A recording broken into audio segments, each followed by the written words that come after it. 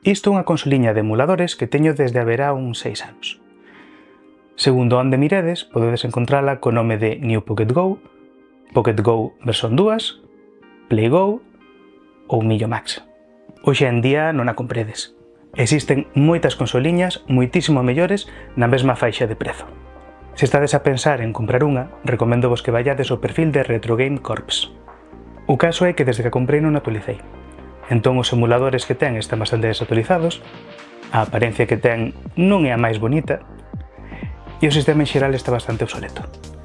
Entón, o que vou facer hoxe é instalarlle un novo sistema. Este tipo de consoliñas non teñen memoria interna. Usan dous cartóns microSD, un para guardar os xogos e outro para guardar o sistema.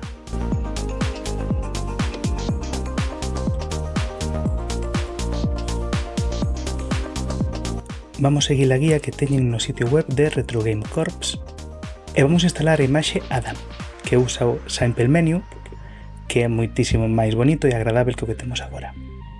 Entón vamos a descarregar a última versión da imaxe do sistema. Agora usamos o Belena Etcher para instalar a imaxe no cartón microSD. E agora esperamos en canto se instala.